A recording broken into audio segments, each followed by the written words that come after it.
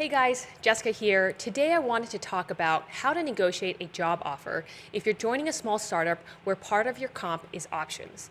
It's a question we get a lot from customers at OnTrail, but also as a former hiring manager in a bunch of growth stage startups, it's a place where I've seen a lot of people make mistakes. And the challenge is mistakes in comp package can stick with you for years, both from a career perspective and also from a personal finance perspective.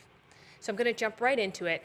5 things that you need to be doing if you're negotiating a startup job offer. 1, don't make the first offer.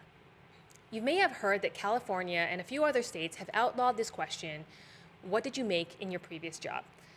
And for very good reason, because this question has a tendency of keeping women and minorities making less over a lifetime. Given this, HR professionals have now pivoted to a new question. What are your salary expectations? Don't fall for it. There's no upside to making the first offer. I've normally seen this play out in a few ways. 1, you give a salary expectation that's lower than market and they manage to get you for less than what you're worth. Or 2, you give a salary expectation that's way above market and they write you off as a candidate because there's no way they can meet those expectations. The thing is, companies, even small startups, likely have better information than you. Therefore, when they ask you for your salary expectation, tell them that you expect to be paid market rates. This lets you do 3 things. 1, you let them make the first offer with their data. 2, it sends a signal that they should value you for what you're worth. And 3, it's a clean break from any salaries that you may have made in previous jobs. 2, get clarity about the equity. When you receive the offer, I know you're going to be super excited, but make sure not to forget to ask them what the equity means. What I mean by this, let's say they give you an offer for 1,000 shares. That means absolutely nothing.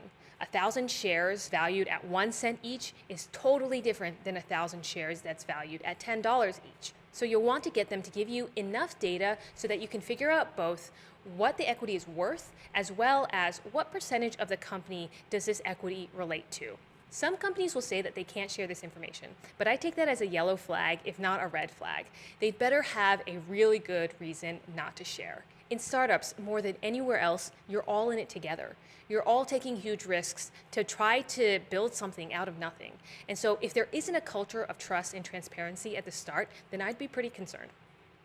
3, do your research. It's super important to find benchmarks, but unfortunately this isn't super easy, and you'll likely have to cobble together information from a bunch of different sources. Here are a few resources that I found to be helpful. I'll include links in the description below. So Blind, AngelList, Comparably, Reddit, Glassdoor, and lastly, your friends. If you have friends in the same industry and in the same general role, make sure you ask them. The thing is, I know it's taboo, I know it's awkward, but the only way that we can get to fairness on the pay front is by being open about this stuff. None of these will be your single source of truth, but hopefully you'll start to get an understanding of what the general ranges are. And make sure you're calibrating these ranges by a few things. So the role, engineers are paid generally differently than marketers, for example. The level of seniority, the level of experience. So entry-level people generally are paid differently than executive-level people. And lastly, the stage of the company that you're joining. So a seed stage startup will be paying differently than, say, a Series E company. And so that will inform your range as well.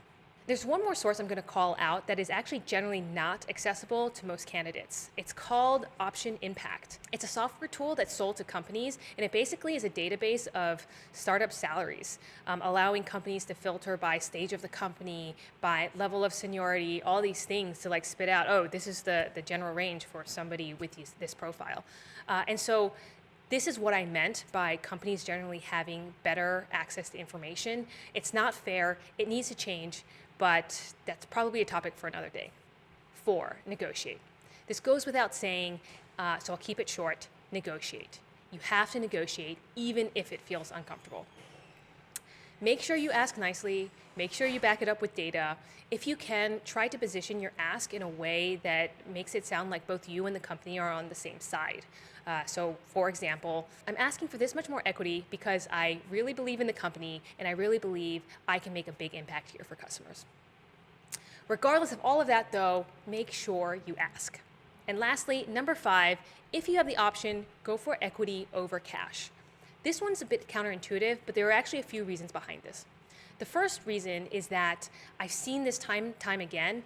As companies grow, as companies mature, they will do regular evaluations of their cash comp, but they won't do that for equity. So basically what happens is that as a company, as a startup does well and continues to grow and starts to need to hire more people, they'll start to also bring in HR professionals. And these HR professionals will sit the company down, sit all the employees down and say, we need to take a look at the salary ranges here and make sure that they are in line with market. They generally don't do this for equity though. And so your only real option to negotiate for equity is at the start. Don't waste that opportunity. The second reason is actually more of a personal reason, is that it prevents golden handcuffs. So what I mean by this is that as people start making more cash, they start spending more, and that lifestyle creep takes away from flexibility for future career moves. If you see a career for yourself working for startups, then flexibility is going to be really important. Keeping cash comp low is not a bad thing. And lastly, negotiating for more equity makes you look better. You're going for equity because you really believe in the company, and you do, and so therefore communicating that really sets you up to start off on the right foot. And that's it. To recap, 1, don't make the first offer. 2, figure out what the equity means. 3, do your research. 4, negotiate. And 5, if you can, go for equity over cash. This was a high-level overview. There's a lot more here, so if you want us to take a look at your specific situation and how to optimize, sign up on our website below. It's linked in the description. We do it completely for free. We are a startup that's on a mission to take the personalized tax and financial optimization strategies of the rich and make it completely free. Other than that, if you got value out of this video, please hit the like button and subscribe for more optimizations. Thanks.